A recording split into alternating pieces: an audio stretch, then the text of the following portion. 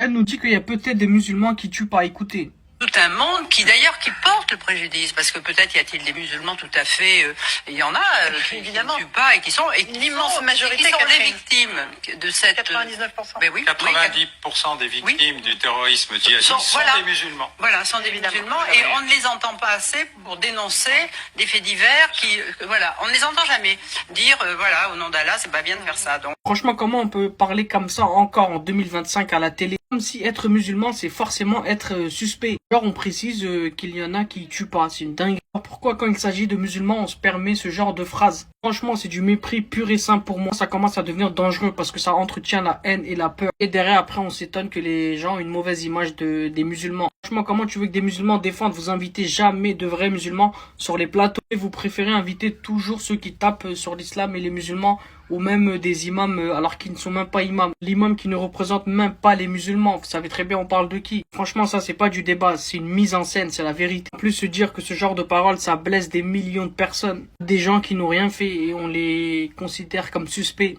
Bref, en tout cas, si vous voulez, on peut en débattre. Moi, si je fais des vidéos, c'est pour dénoncer ce genre de discours. Une jeune femme de 25 ans qui a un bac plus 5 en finance. La France Travail qui lui propose un poste de Père Noël. C'est une dinguerie. La dame, elle est là, elle sort de 5 ans d'études. Elle espérait un poste dans une banque, dans la finance, la compta. L'algorithme de France Travail a décidé que son avenir serait d'être Père Noël. Or, une belle barbe blanche et un bonnet rouge.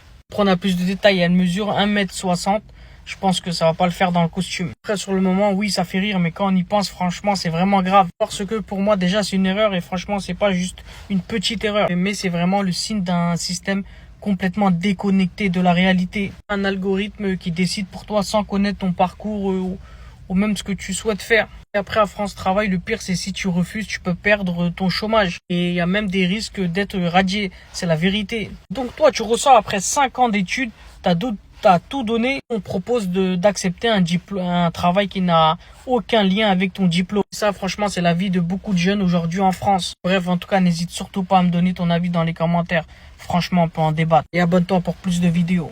Grosse alerte, les amis, la Turquie émet des mandats d'arrêt contre Benyamin Netanyahou et 36 responsables. T'as Ankara qui les accuse de génocide à Gaza et même de crimes contre l'humanité. Et ça, franchement, c'est une décision historique. C'est la première fois qu'un pays de l'OTAN prend une mesure aussi directe contre les dirigeants israéliens. Franchement, ça nous montre une chose, que la Turquie ne veut plus être un simple spectateur dans tout ça. Elle veut peser sur la scène internationale, quoi. Maintenant, à savoir, ça fait des mois que Recep Tayyip Erdogan critique ce conflit et appelle même à des sanctions internationales. Après, ces mandats-là n'ont pas d'effet immédiat sur les pays étrangers. Franchement, politiquement, le message est vraiment clair. Que la Turquie veut se placer du côté des victimes, dénoncer ce qu'elle considère comme une impunité mondiale. Après, si on regarde l'histoire, la Turquie a toujours joué un rôle de puissance régionale entre l'Occident et le Moyen-Orient. Après, oui, on sait qu'entre-temps, Ankara a fait du commerce avec eux. C'est très bien que même en 2024, les échanges économiques entre les deux pays ont augmenté. Après, oui, c'est normal, il y en a qui se posent des questions.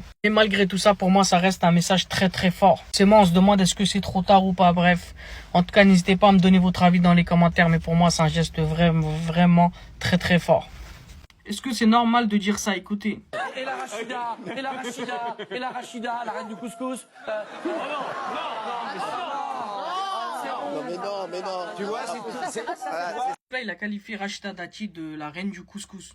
Là, franchement, c'est pas drôle, c'est même pas de l'humour. Faut savoir, je suis loin d'être pour Rachida Dati, mais là, c'est la vérité. C'est juste un dérapage race des points barres. Le pire, c'est que ce gars-là, on se rappelle de ses anciennes vidéos. On peut même dire de ses moments gênants. Parce que, à savoir, les gens rigolaient de lui et non avec lui. Ce gars, au lieu de se remettre en question, il pense faire rire toute la France. Il pensait être un personnage, mais non, parce que là, se moquer des origines, même d'une culture, franchement, pour moi, ce n'est pas de l'humour. Si je puisse le dire, c'est même du mépris. Et le plus triste encore, c'est que ça passe à la télé comme si c'était normal. Parce que là, franchement, on parle quand même d'une ministre, une Française avant tout. Et réduire quelqu'un à un plat, franchement, c'est gênant. En tout cas, ce qui est sûr maintenant, c'est que ça risque de ne pas plaire au groupe M6, encore moins à W9. Bref, en tout cas, il voulait faire rire. Pour moi, il a rien compris. Dites-moi ce que vous en pensez dans les commentaires.